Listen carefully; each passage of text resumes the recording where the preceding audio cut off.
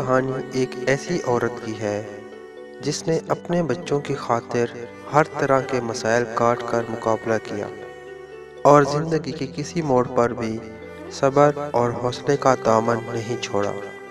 یہ کہانی ہے ایک ایسی ماں کی محنت اور محبت کی جس نے یہ ثابت کر دیا کہ حالات چاہے جیسے بھی ہوں، عورت اس کا مقابلہ کسی مرد کے بغیر بھی کر سکتی ہے۔ اس ویڈیو کو آخر تک دیکھیے گا اور میرے چینل کو بھی سبسکرائب کر لیں تاکہ روزانہ اپلوڈ ہونے والی ویڈیوز کا نوٹیفیکیشن آپ کو بر وقت ملتا رہے۔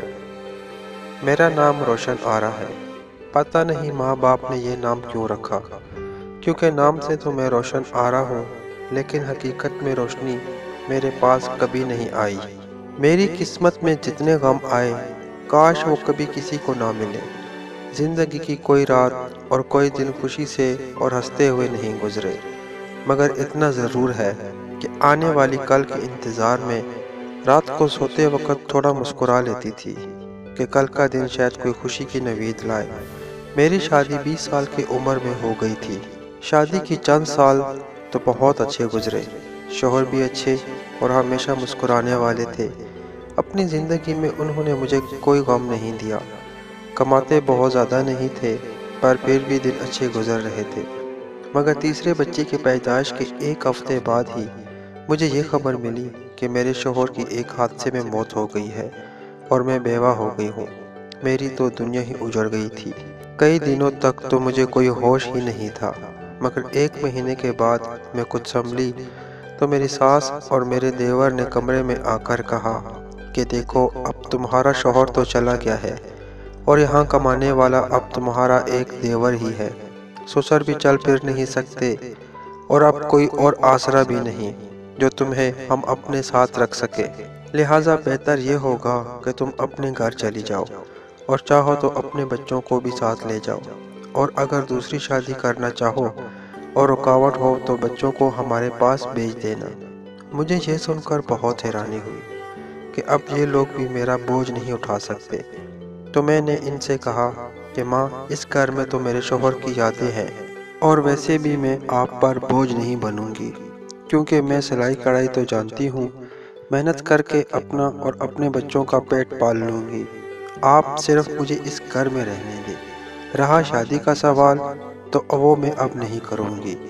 یہ بچے ہی میرا سہارا ہیں اور کوئی دوسرا باپ انہیں پیار نہیں دے سکتا۔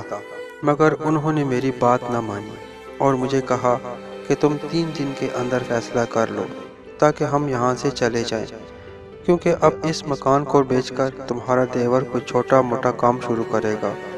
میں نے جب یہ سنا تو میرا دل غموں سے بھر آیا۔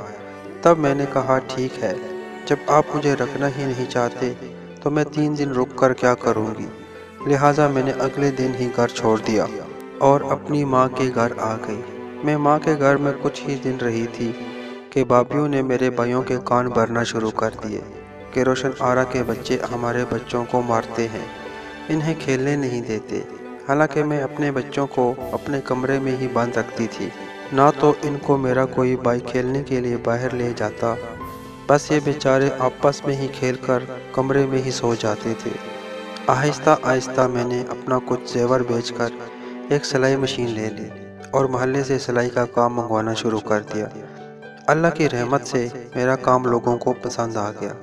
اب میں نے اپنے بچوں کو محلے کے ایک اسکول میں داخل کروا دیا اور خود ہی انہیں چھوڑنے بھی جاتی اور لینے بھی۔ پتہ نہیں یہ عورت ہی عورت کی دشمن کیوں ہوتی ہے۔ میری بھابھیوں کو میرا اس گھر میں رہنا پسند ہی نہیں تھا، اس لیے وہ میری بوڑھی ماں جو ہر وقت میرے غم میں نڈال رہتی تھی، اسے بھڑکاتی رہتی کہ کوئی غریب سا رنڈوا مرد دیکھ کر اس کی شادی کروا دو اور اسے رخصت کرو، ورنہ اس کی عمر کیسے کٹے گی اور اس کے بھائی اس کو کب تک سنبھالیں گے، اور ویسے بھی اب ہمارے بچے بڑے ہو رہے ہیں، گھر میں جگہ تنگ پڑ جائے گی، اور اگر کوئی اس کے بچوں کو لینے کو تیار نہ ہو تو ایک ایک کر کے کسی بے اولاد کو دے دیں، پل جائیں گے۔ لیکن ان ظالم بھائیوں کو یہ خیال نہ آیا کہ ان بچوں کی خاطر میں نے اپنا سسرال چھوڑا تھا اور شادی نہ کرنے کا ارادہ کر لیا، تو کیا میں ان بچوں کے بغیر رہ سکتی ہوں؟ کیا کوئی بھی ماں اپنے بچوں کے بغیر جی سکتی ہے؟ شاید ایسا تو کوئی جانور بھی نہ کر سکے۔ اس رات میں نہ سو سکی اور اگلے دن اپنی کچھ چیزیں اور ایک چوڑی جو میرے شوہر کی آخری نشانی تھی بیچ کر میں نے گلی میں ہی ایک 2 کمرے کا مکان کرائے پر لے لیا اور وہاں اپنے بچوں کے ساتھ رہنے لگی۔ اب خرچے بھی بڑھ گئے تھے، اس لیے مجھے سلائی کا کام بھی بڑھانا تھا۔ اس سب میں میری ایک دوست نے میری بہت مدد کی اور اپنی ماں سے کہہ کر اس نے مجھے ایک بوتیک کی مالکن سے ملوایا۔ اسے میرا کام پسند آ گیا اور وہ مجھے ہر مہینے اتنا کام دینے لگی کہ میں اپنا گزارا کرنے لگی۔ اس کے باوجود میرے بچوں کو بہت محرومیوں کا سامنا کرنا پڑا۔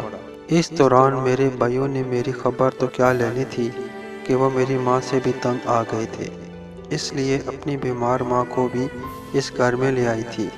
بوتیک کی مالکن جس سے میں کام لیتی تھی، اس نے مجھ سے کہا کہ اگر میں تمہیں ایک چھوٹی سی فیکٹری لگا دوں تو کیا تم یہ کام سنبھال سکو گی؟ میں نے کہا کیوں نہیں۔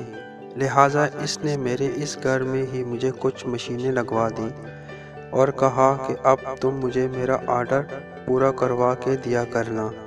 میں یہ کام خوش اسلوبی سے سر انجام دینے لگی۔ بفضل خدا آج میرا ایک بیٹا میڈیکل سائنس کا فائنل امتحان دے رہا ہے اور دوسرا بیٹا بینک میں ملازمت کرتا ہے اور بیٹی کی شادی ہونے والی ہے۔ میرے بیٹے کہتے ہیں کہ ماں اب یہ کام چھوڑ دو، لیکن میں یہ کام نہیں چھوڑوں گی جب تک مجھ میں ہمت ہے۔ اپنے لیے کچھ رقم اور کفن خرید رکھا ہے، نہ جانے میری ماں کی طرح کب میں میرے بچوں پر بوجھ بن جاؤں۔ آج میری ماں زندہ نہیں ہے اور اب مجھے بھی مرنا ہے، لیکن خدا کا شکر ہے کہ میرے بچے نمازی ہیں اور میرا بہت احترام کرتے ہیں۔ بس میرا دوسری عورتوں کے لیے یہی پیغام ہے کہ وہ کبھی بھی کسی موڑ پر بھی ہمت نہ ہاریں اور کوشش کرتی رہیں، کیونکہ ہمت کرنے والوں کا ساتھ خدا ضرور دیتا ہے۔ مزید اچھی کہانیوں کے لیے YouTube چینل کو لازمی سبسکرائب کر لیں اور ساتھ لگی بیل کو بھی ضرور دبا دیں۔ شکریہ۔